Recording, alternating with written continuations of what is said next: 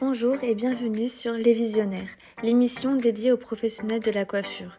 Ici, nous mettons en avant toutes les personnes passionnées par ce métier afin de casser les codes et inspirer chacun d'entre nous pour mettre en avant ce fabuleux métier. Pour ce nouvel épisode des Visionnaires, nous avons eu la chance d'intégrer les coulisses d'un défilé de mode pendant la Fashion Week. Nous avons suivi Cécile pendant toute la préparation d'un défilé, toutes les étapes et j'ai appris énormément de choses, donc j'ai hâte de vous partager cet épisode. Les cheveux sont pas trop déglingués quand même. Quand même. Je passe à la télé donc. Du coup là t'enchaînes, t'avais un premier défilé ce matin. J'ai commencé à 6h ce matin. Ouais. Sur un premier défilé Izeniake. L'homme plissé. Trop bien. Donc c'était dans le 13e, c'était chouette parce que c'était comment ça s'appelle, objet national. Ah. Donc tout le mobilier pour les palais présidentiels, tout ça. Donc un endroit assez incroyable dans le 13e. Donc ça c'était cool. Et donc maintenant voilà, 11h30 passé et le deuxième défilé. Et ça s'enchaîne encore après J'ai autre chose, mais pas en défilé. Ok, trop bien. Trop bien de pouvoir faire plein de choses différentes. Oui, carrément. Justement. Oui, carrément, ouais. C'est vraiment chouette. J'adore varier les deux, en fait, que ce soit salon ou studio, tu rencontres plein de monde. Ouais. Tu apprends énormément de choses, c'est nouvelles techniques. Inspirant pour d'un côté comme de l'autre et tout ça. Quoi. Très inspirant, ouais. C'est génial. Ouais, j'adore. Ouais. J'adore, mais c'est intense. Voilà. Ouais, trop bien. Et donc là, les mannequins commencent à arriver, c'est ça? Oui, voilà. Et il y en a combien à peu près Alors là, 20 30 en général, c'est ça quoi. C'est ça. Vu l'équipe qu'on est, ouais. Ça peut aller jusqu'à 40. Ouais. Ah, ok. Ouais. Là, c'est pour la marque Blue Marble. Ouais. Donc, voilà. Et donc après, il y a le coup de feu qui a... Là, exactement. Parce qu'en fait, il y a le coup de feu parce que souvent, les mannequins arrivent et ils se partagent entre le make-up et les cheveux. Ouais. Et en fait, après, il y a le line-up, donc ça, c'est la répétition. Okay. Et donc, tout doit être bien calé déjà. Ah oui. Et le styliste valide, la maison valide les looks. Okay. Donc, souvent, on a des retouches, tout ça. Donc, ça, il faut avancer parce que le défilé est à 14h30. Voilà. Donc, ok, d'accord. Voilà. Au boulot. Donc, je t'ai pas dit, donc là, on est dans le semaine de la mode homme prêt-à-porter. C'est le matériel nécessaire en priorité pour les hommes. Donc, on a différentes tailles de brosses, tondeuses, fer, sèche-cheveux, diffuseurs. Ma trousse, où elle me suit partout quand on est sur justement le line-up avec tout le nécessaire. Barber tape et différents produits qu'on aura sûrement besoin ou pas. Voilà. Éponge afro. Oui. Voilà. Trop bien. Déjà le premier nécessaire. Okay. J'adore aussi dans ce genre d'événement, c'est que je découvre toujours des endroits incroyables. Donc comme ce matin, Mobilier de France. Et là, voilà, dans une salle de spectacle rétro, trop belle, avec du fer forgé, très parisien. Ça, c'est classe. Ouais. Trop sympa. J'adore. Trop bien. Ce qu'on va faire, c'est quasiment chacun individuel. On va dire... Comment ça se passe? Qui est-ce qui décide en fait de ce que vous allez faire sur les modèles? Est-ce que c'est le directeur artistique de la marque ou est-ce que c'est le chef coiffeur? Comment en fait, ça se passe? C'est entre les deux. Avant, ils font un test pour se mettre d'accord. Le coiffeur a des propositions, le styliste a des idées.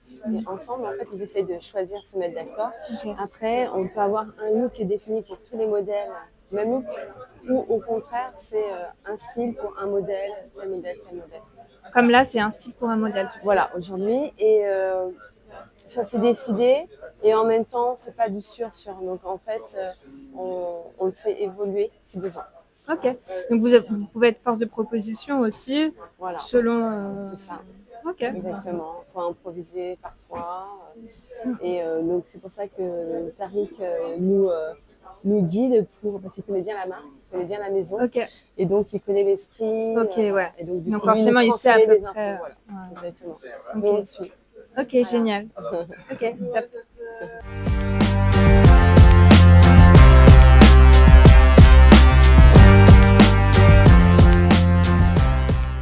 Et du coup, il faut des formations particulières pour faire ça? Alors c'est sur le terrain, hein, petit à petit. Hein. Ouais. On a la formation classique coiffure. Hein. Mm. Il n'y a pas d'école ni de diplôme dédié au métier pour les défilés, les studios. Donc on apprend step by step, hein, petit à petit. Et c'est vrai que c'est autre chose de ce qu'on fait. C'est rien à voir avec ce que vous faites en salon, quoi. C'est beaucoup de coiffure. Ouais. De coiffage. Perruques aussi, pas mal. Perruques, ah oui. Voilà. Et du coup, pour tout type de cheveux aussi. Ouais, c'est ça. Un même défilé, on a 4 types différents, européens, asiatiques, Afrique. Vraiment, c'est... Bah ouais. Faut savoir coiffer tous les types de cheveux. Et, voilà. Exactement. Donc c'est bien de se former quand même, par exemple, à coiffer les perruques, à coiffer... Voilà, exactement. Mais souvent, ça, on apprend petit à petit.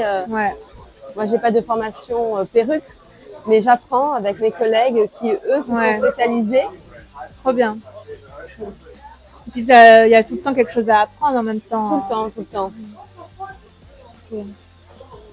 Tu fais ça depuis combien de temps, toi, sur les défilés? Ouais. Ça va faire 4 ans. Ah ouais. Hein, c'est hyper récent. Ça fait plus de 20 ans que je travaille, hein, essentiellement en salon. Et ça fait 4 ans que je me reconvertis. Et comment t'es tombée dans ça? Grâce à une copine qui est dans le métier, qui fait que ça, du tournage et de la mode. Et c'est vrai que j'avais très envie de découvrir le milieu. Et donc petit à petit, elle m'a proposé de venir travailler sur un job. Puis après, j'ai rencontré quelqu'un qui m'a proposé un autre job. Et puis voilà, ainsi de suite. Trop bien. C'est les agences et les coiffeurs pour les mêmes équipes qui aiment bien rappeler leur team. Après, tu te fais un réseau. Exactement. Tu commences comme assistante, entre guillemets, et après... C'est ça. Mais en fait, on reste assez longtemps assistant. Hein. Après, tu as des opportunités d'être le premier coiffeur, un chef cabine. Ça se fait. Hein. Mais oui, on assiste tous le coiffeur principal. Et c'est chouette. Hein. Mais comment tu te crées un réseau dans ça? Eh bien, petit à petit, il ne faut pas hésiter à prendre contact, à s'échanger les numéros. Sur les réseaux sociaux, par exemple, tu peux... des fois, je me fais aborder par les réseaux sociaux. Ouais. Par exemple, si sur mon Insta, je mets beaucoup de choses de studio, on va pas mal me contacter. Si je mets coiffeur studio, je vais me faire contacter pas mal par rapport aux agences. Hein. Bien. Ils te proposent du travail. Au début, ils te proposent du travail gratuitement. Et puis après, petit à petit, c'est des jobs payants. Ok. C'est ça, une des questions aussi que je me posais, c'est au niveau de la rémunération. En fait, c'est pour tout le monde pareil, à peu près. Et quand tu commences au début, souvent, c'est gratuit. Voilà. Ouais. Le temps de te faire un réseau et de te faire Voilà, exactement. Il faut savoir commencer petit, en bas de l'échelle, pour monter petit à petit. Bien.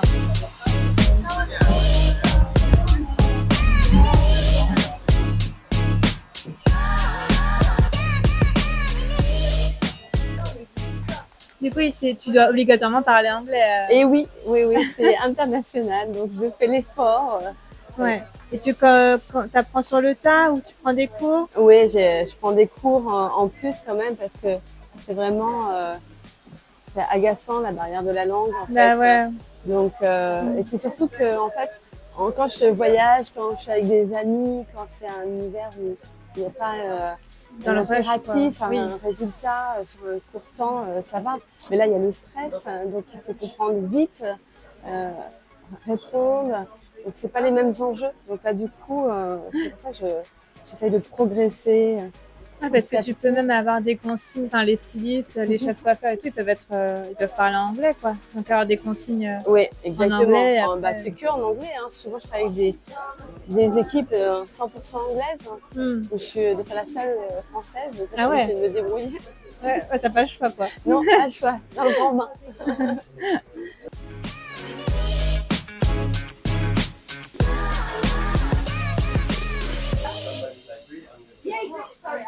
The color, so you know exactly which camera to work to.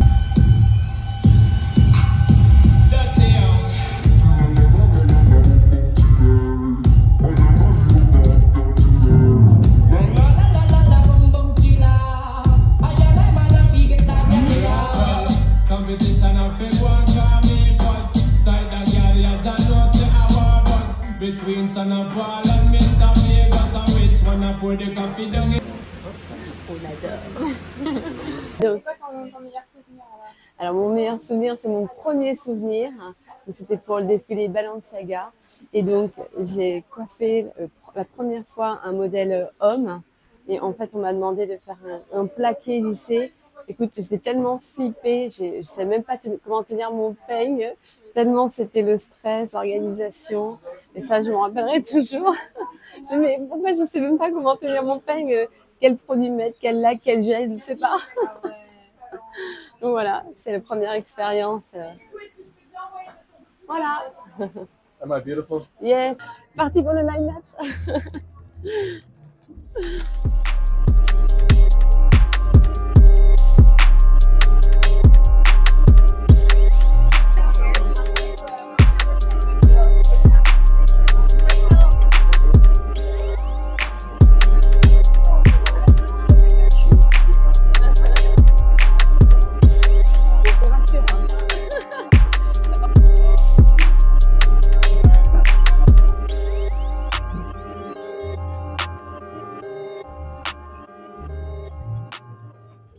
Donc là, du coup, on fait quoi là? On fait les dernières retouches parce qu'avant de faire le défilé, ils vont faire une séance photo, même 2 séances. Il y a 2 sets photos avant de faire le défilé qui aurait dû commencer super. Ouais, qui aurait dû commencer il y a déjà 10 minutes.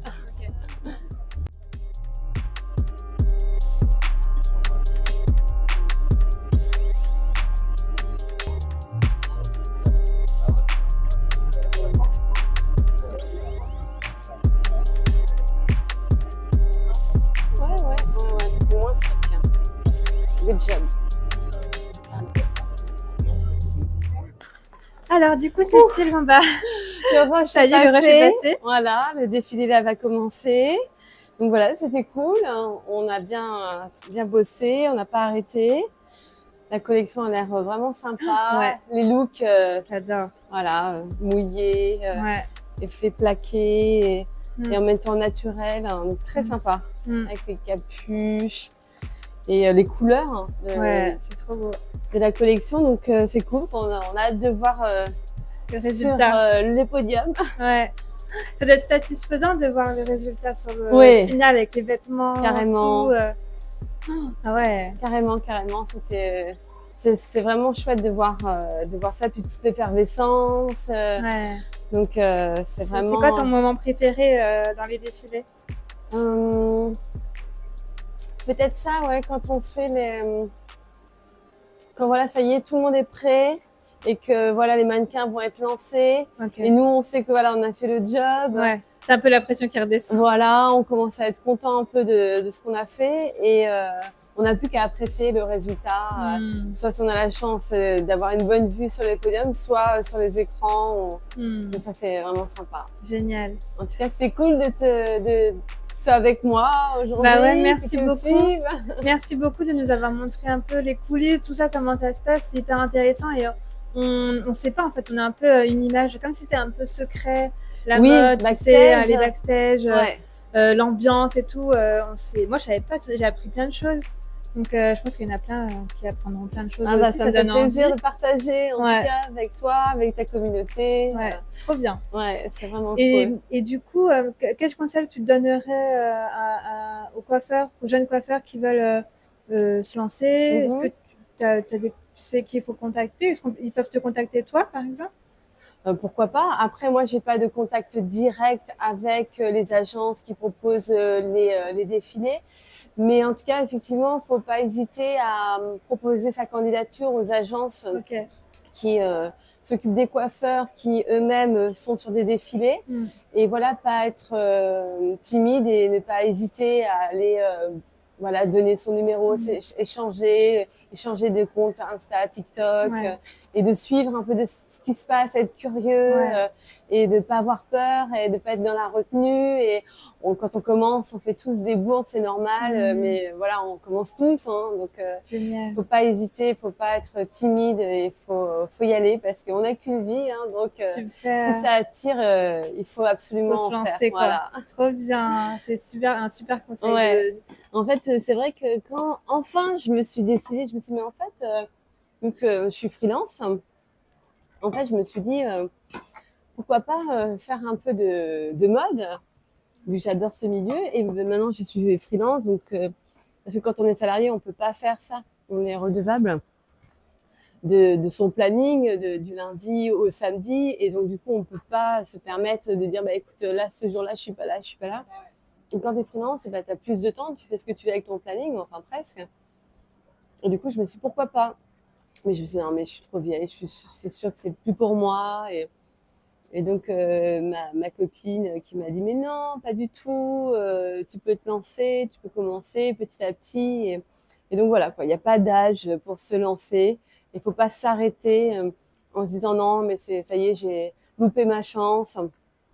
Et donc, voilà, c'est pas pour moi. Et c'est vrai qu'avec Masato, j'avais découvert cet univers-là en faisant des défilés avec lui. Et donc, j'avais adoré donc travailler en dehors du salon avec lui, mais retrouver des opportunités en tant que freelance, c'est vrai que c'était vraiment chouette et c'était un propulseur, quoi. On se revoit pour la collection hiver. Ouais, grave, avec plaisir. Merci.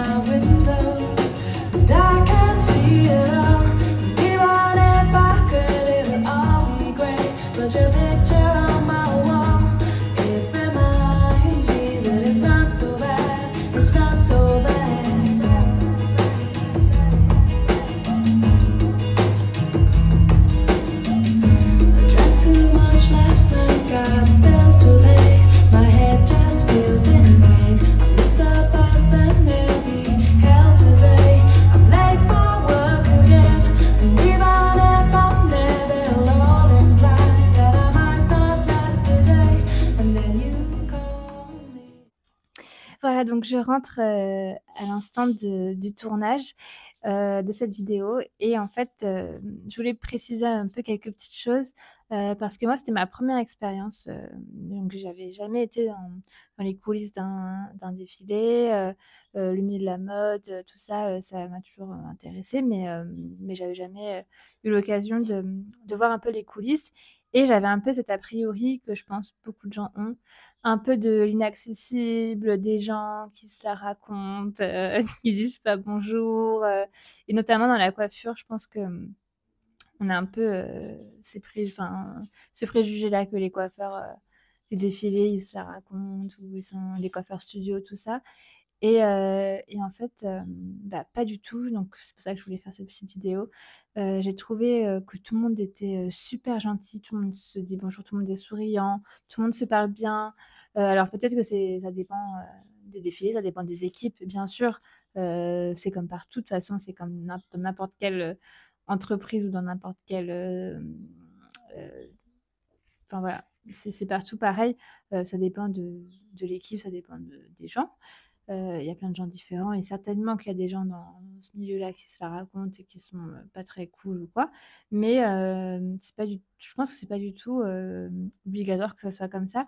Et donc, s'il y a des gens peut-être qui comme moi, osaient pas trop aller dans ce milieu-là, en se disant je vais pas être à ma place, je vais pas me sentir à l'aise, ou qui se disaient voilà, il faut c'est un peu inaccessible, on va me regarder de haut, on va me juger, machin et tout. Et voilà, je vous raconte cette expérience-là parce que ça a été une très bonne expérience pour moi et vraiment je me suis pas du tout sentie jugée ou quoi et tout le monde agréable, tout le monde hyper sympa. Donc voilà, je voulais finir cette vidéo comme ça parce que si jamais il y en a que ça bloque, bah, sachez que c'est pas partout comme ça. Je pense que quand on commence par des petits défilés ou des petites marques, c'est des plus petites équipes. Donc forcément, peut-être que l'ambiance est différente que quand il y a 60 coiffeurs, évidemment. Voilà, ça doit être plus compliqué parce qu'il y a de tout forcément. Et donc voilà.